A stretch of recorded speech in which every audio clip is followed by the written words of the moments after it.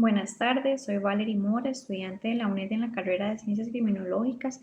A continuación les responderé algunas preguntas con el objetivo de analizar la teoría de la sanción penal, los criterios que operan en Costa Rica para tener una visión crítica sobre el impacto en el sistema penitenciario. El Código Penal de Costa Rica se promulgó el 3 de noviembre de 1971. Desde esa fecha hasta hoy han existido muchas reformas penales, entre ellas el aumento de penas hasta 50 años y los mecanismos electrónicos, entre otros. Sin embargo, 52 años después, el país aún no cuenta con una ley de ejecución de penas. El sistema penitenciario se ha venido regulando mediante decretos del Ministerio de Justicia sujetos a modificación cuando cambian los gobiernos. La primera pregunta corresponde a ¿qué tipos de penas regula el Código Penal costarricense? Bueno, el Código Penal costarricense regula diferentes tipos de pena, incluyendo la prisión, extrañamiento y otras medidas punitivas. Establece normas y principios fundamentales en relación con la aplicación de la ley penal, como el principio de legalidad, la prohibición de la analogía y la territorialidad de la ley penal.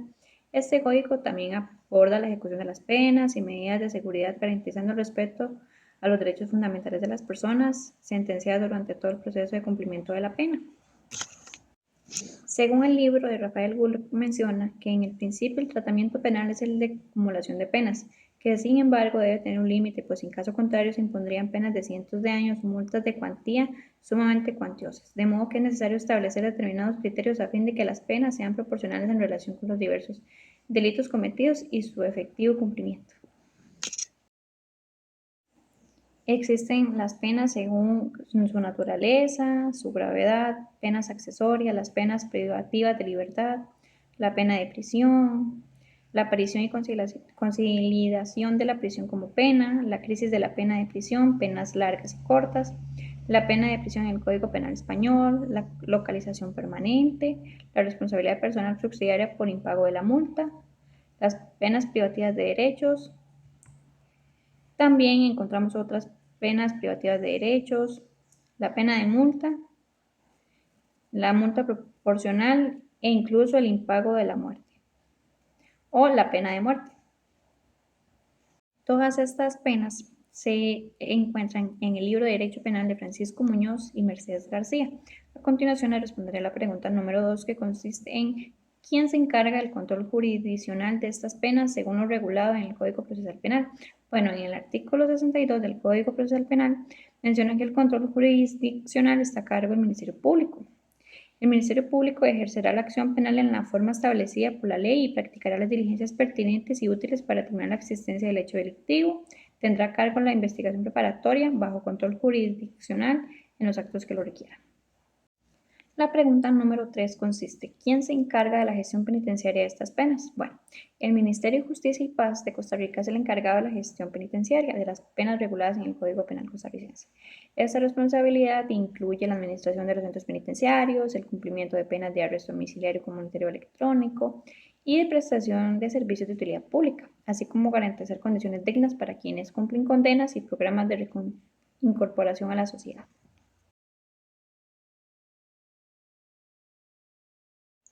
La pregunta número 4 corresponde a ¿cuáles obligaciones tiene el Estado costarricense en materia de personas privadas de libertad y ejecución de las penas? Bueno, el Estado tiene como obligación aplicar la ley penal costarricense a quienes cometan hechos punibles en el territorio de la República, salvo excepciones establecidos en tratados internacionales, establecer penas alternativas a la privación de libertad como medida para conciliar el ejercicio del poder punitivo del Estado con principios de legalidad, eficiencia y economía orientado al interés público.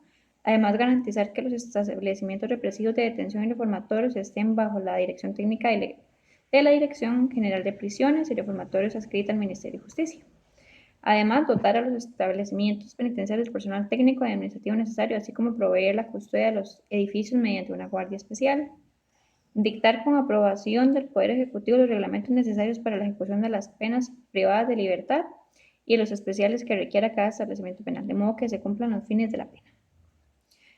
También su obligación es promover políticas de justicia restaurativa que busquen la paz social y el restablecimiento de los derechos de la víctima, tomando en cuenta su criterio, ya que los centros penitenciarios buscan es la restauración social, para que las personas no lo vean como un castigo, sino como una nueva oportunidad para reintegrarse a la sociedad.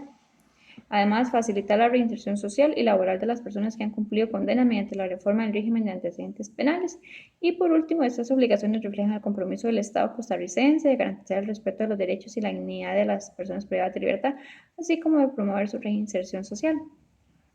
La pregunta número 5 corresponde a una jurisprudencia estudiada que pregunta sobre cuál punto se han tratado los recursos presentados por las personas privadas de libertad ante la Sala Constitucional. Bueno, según las salas constitucionales estudiadas, los puntos que se tratan en esas son sobre penas impuestas que son muy altas, incluso más de 30 o 50 años, donde los derechos fundamentales se ven violentados, que no hay leyes bien escritas que protejan a las personas privadas de libertad y por lo cual se procede a realizar un recurso de amparo.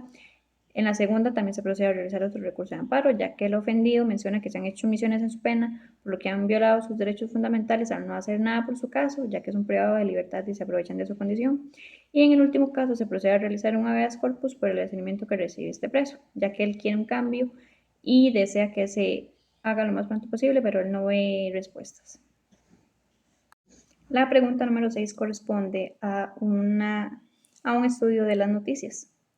Entonces, preguntan, ¿qué aspectos le llaman la atención sobre el debate actual? Bueno, la noticia sobre el fin a la alcahuetería y a las golondrinas me parece algo muy acertado sobre la decisión del presidente, ya que no es posible que a las personas que están dañando las calles de la prisión costarricense, en este caso una violación, se les esté brindando ciertos derechos que no merecen. Además, que intervenir con mayor fuerza policial no es suficiente para acabar con esto, pero sí es importante para cuidar las calles de la delincuencia y el narcotráfico que va a la alza en la actualidad. Además, me parece muy correcto que se aplique la extradición y juzgamiento para menores como adultos en casos muy especiales. La segunda noticia sobre el beneficio privado de libertad me parece muy injusta, ya que no creo que se le deban dar beneficios adicionales a ningún criminal, y mucho menos a personas que se han aprovechado de otras personas, y tampoco es muy correcto que a unos se les den beneficios y a otros no. Siento que se están haciendo excepciones, lo cual es una violación a los derechos humanos. La pregunta final, la número 7, corresponde a si son las penas de prisión suficientes para prevenir la criminalidad. Bueno, según mi criterio, las penas de prisión aplicadas en la actualidad no son suficientes para prevenir la criminalidad, ya que la tasa de encarcelamiento en Costa Rica prácticamente se ha duplicado en 15 años desde la aprobación del vigente Código Penal en 1996, pasando de 133 personas a 238 personas privadas de libertad por cada 100.000 habitantes. Eso indica que el uso excesivo de la pena de prisión no ha logrado reducir los niveles de criminalidad y parece que tampoco lo hará, así que se deben tomar otros métodos. Existe preocupación de que la pena de prisión se convierta en una cadena perpetua, ya que en Costa Rica la expectativa de vida es aproximadamente a los 80 años y la mayoría de personas que ingresan a la cárcel a sus 18 entre 36 años, esto quiere decir que es contraproducente en lugar de prevenir reincidencia, ya que si una persona entra entre 18 y 36 años a prisión y se le da una pena de varios años, prácticamente pasará toda su vida en la cárcel. Entonces es contraproducente. No se recomienda dar tantos años de cárcel. Se recomienda ampliar el elenco de penas privativas de libertad más allá de la pena de prisión, incluyendo otras alternativas como la localización permanente, el arresto de fin de semana, otras medidas que permitan la reinserción social sin el uso excesivo de la cárcel, como anteriormente lo mencionamos. Esto implica que las penas de prisión actuales no son suficientes. Existe un énfasis en la necesidad de garantizar la reincorporación a la sociedad de las personas privadas de libertad a través de programas de estudio, trabajo y un régimen penitenciario adecuado. Esto sugiere que las penas de prisión por sí solas no son efectivas para prevenir la reincidencia. En resumen, la información indica que las penas de prisión en Costa Rica no han sido suficientes para prevenir la criminalidad, lo que ha llevado a un aumento en las tasas de encarcelamiento y la necesidad de implementar medidas alternativas y programas de reinserción social. Por lo tanto, se requieren reformas al sistema penitenciario para frenar de manera más efectiva la prevención del delito. Como esa se puede utilizar la sustitución de la pena impuesta, la sustitución de la pena de prisión, el quebrantamiento de la pena sustitutiva, el supuesto de los extranjeros o incluso la libertad condicional. Esto lo encontramos en el libro Derecho Penal de Francisco Muñoz y Mercedes García. Muchísimas gracias.